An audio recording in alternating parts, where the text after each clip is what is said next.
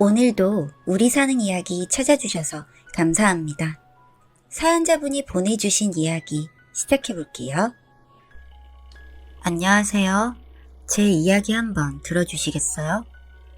유년 시절부터 청소년기까지는 부모님 안 계시는데도 참 꿋꿋하다, 안쓰럽다, 불쌍하다, 안타깝다. 그래도 착하게 커서 다행이다. 그런 말들을 들으며 자랐습니다. 그냥 참 착한 성격이라고, 그냥 마음이 예쁘다고 말해주길 바랬지만 모두들 대견하다, 다행이다 라고 말해줄 뿐이었죠. 처음엔 슬프고 가슴 한켠이 아려오기도 했습니다. 점점 시간은 흐르고 고아원을 떠나야 하는 나이가 다가올수록 저는 점점 그런 말들에 무뎌져 갔습니다. 아니, 애써 무덤덤해져야만 했어요. 그런 말들을 상처받고 아파할 만큼 여유롭지 못했으니까요. 고등학교 졸업하고 다른 선택의 여지가 없는 저는 공장에 취업을 했습니다. 암울하기만 하던 시절과 다르게 공장 기숙사 생활은 너무나 즐거웠습니다. 비슷한 나이 또래 친구들, 같은 직업, 같은 기숙사, 그리고 같은 직장, 저와 크게 다를 게 없는 사람들 사이에서 저는 점점 활기를 되찾았던 것 같아요.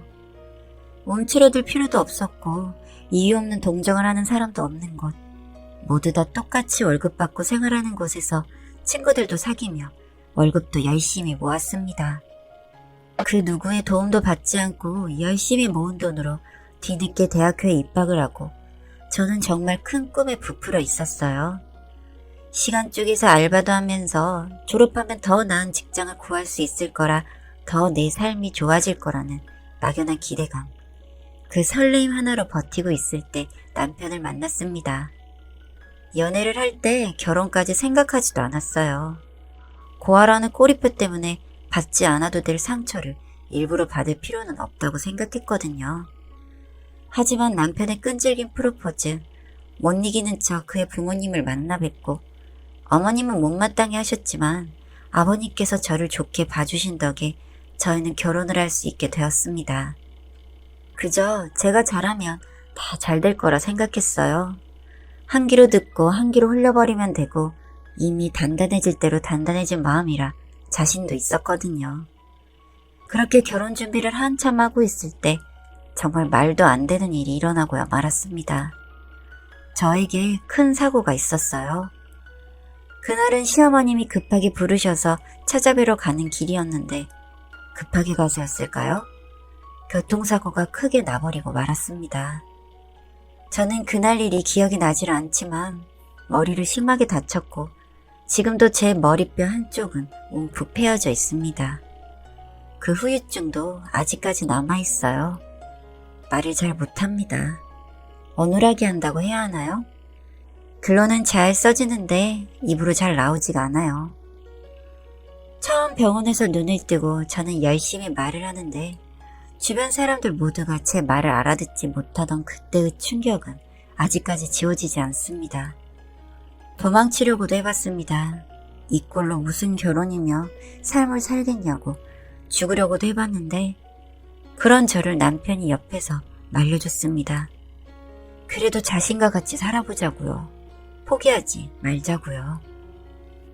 그리고 시아버지께서도 묵묵히 제 옆을 지켜주셨습니다. 정말 그게 너무 큰 힘이 되었습니다. 하지만 시어머니께서는 제가 창피하셨나 봅니다.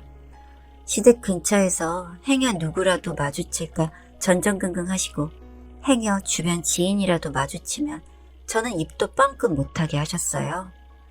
명절이나 제사 때 같이 장을 보러 가지도 않으셨고 절대 저 혼자 시댁에 오게 하지도 않으셨습니다. 이해합니다. 다 이해하죠. 고아에 말도 제대로 못하는 며느리 창피하시겠죠. 그저 저는 죄인일 수밖에요. 섭섭한 티조차 낼 수 없는 그런 사람일 수밖에 없었어요. 시어머니의 그런 행동들을 빼고는 저의 결혼 생활이 그렇게 나쁘지 않았습니다. 시아버지께서도 재활을 도움 주시려 노력하시고 한 명 있는 시누이는 본인 삶이 바빠 저희에게 그닥 관심이 크게 없었으니까요. 하지만 그 시누이가 결혼을 준비하면서 조금씩 어긋나기 시작했습니다. 혼자 TV를 보면서 주말에 늦은 점심을 먹고 소파에 뒹구는데 시아버지께서 전화를 하셨습니다. 오늘 점심때 시누이 상견례가 있었다며 재활치료 시간 때문에 나오지 못했다고 얘기를 들었다고. 그래도 늦게라도 오지 그랬냐 하시며 치료는 잘 받았냐고 물으시는 시아버지 질문에 저는 그저 무의미한 네네라는 대답만 해대다 전화를 끊었습니다. 동네 사람들에게 투명인간 취급하실 때에는 그럭저럭 그냥 참고 넘어갈 수 있었습니다. 하지만 가족 모임, 그것도 동생 상견례 자리에 오빠 부인이 이렇게 살아있는데 오빠 혼자 나가게 하다뇨.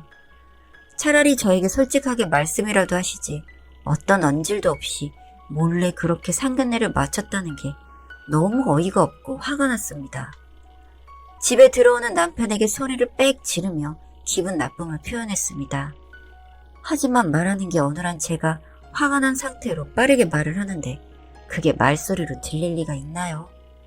웅엉웅엉웅 거릴 뿐 어떤 의미도 전달도 되지 않는다는 게 눈에 보이는 순간 답답함과 짜증, 이런 저의 초라한 모습이 숨막힐 정도로 억울했습니다.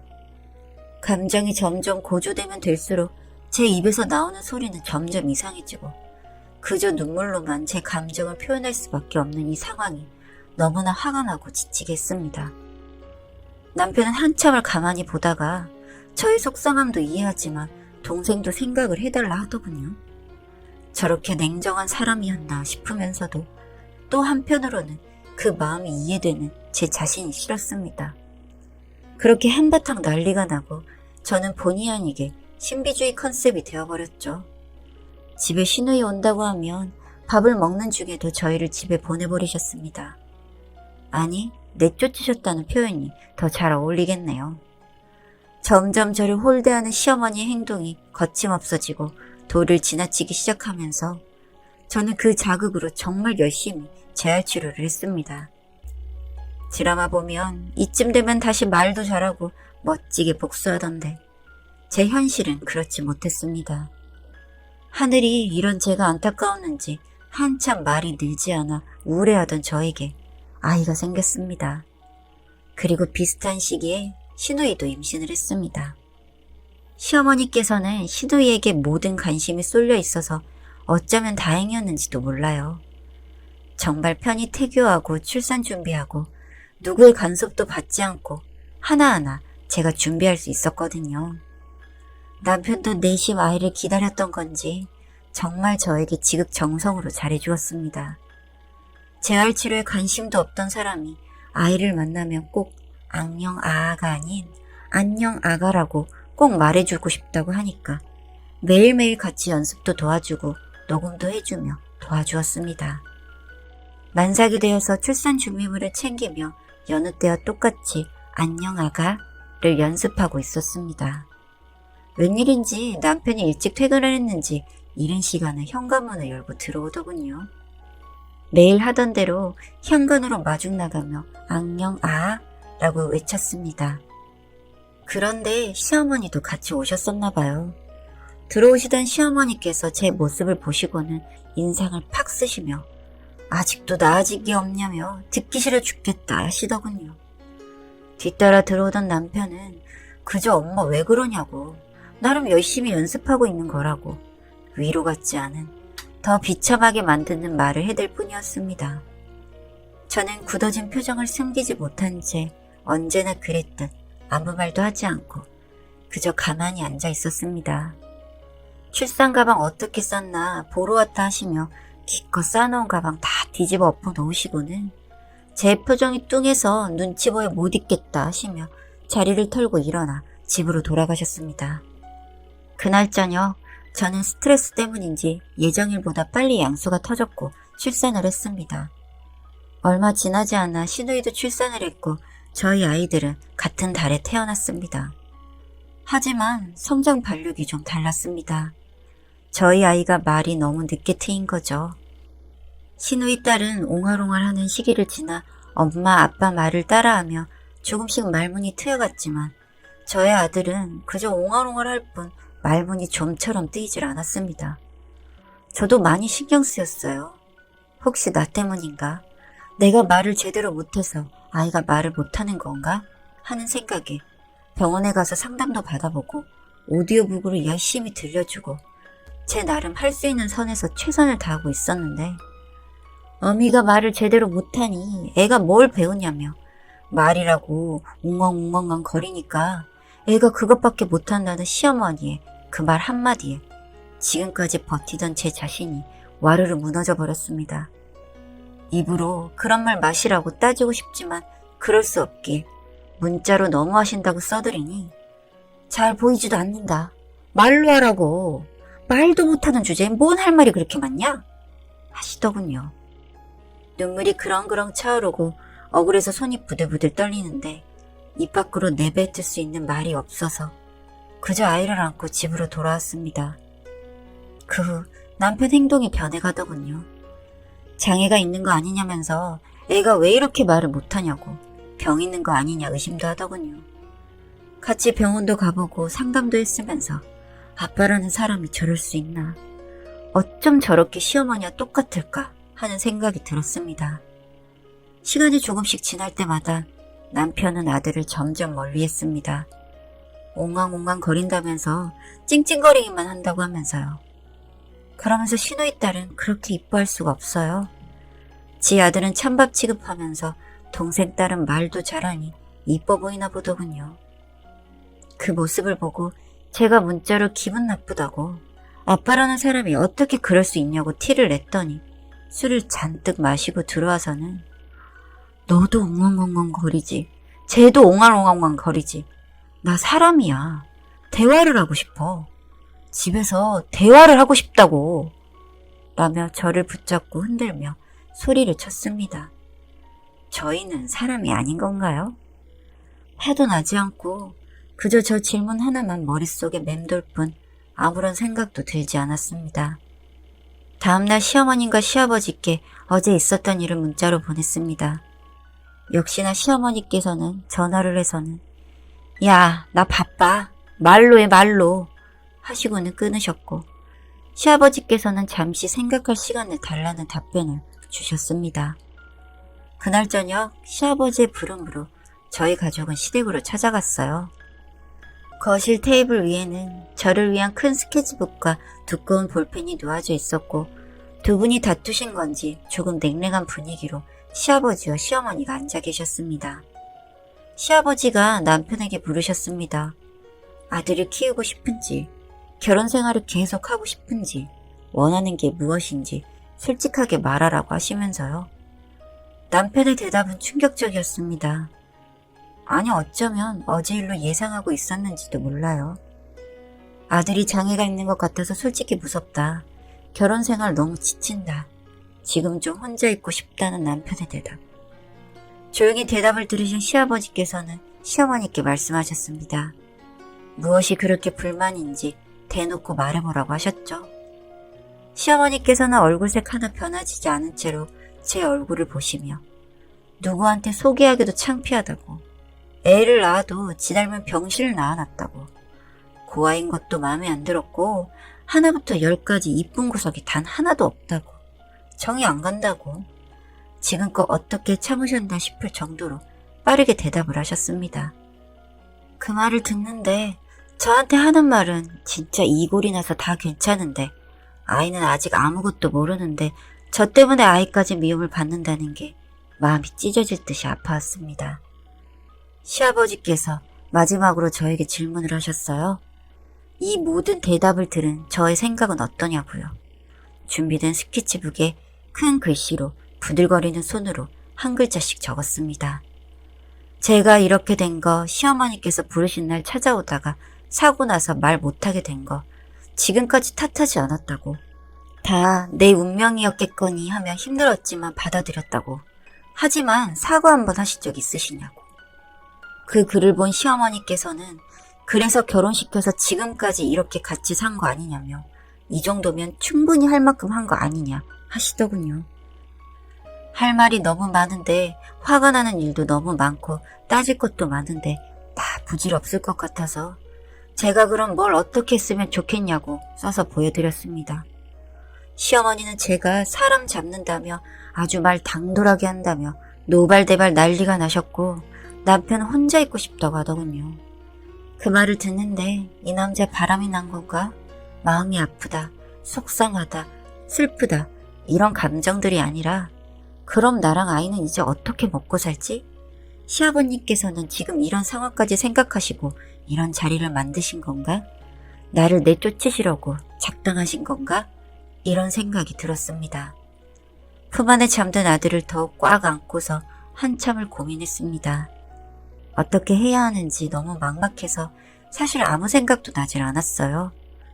초점 잃은 눈으로 멍하게 앉아있는 저를 시아버님께서 일으키셨고 남편은 시댁에 둔 채로 저와 아이를 집으로 데려다 주셨습니다.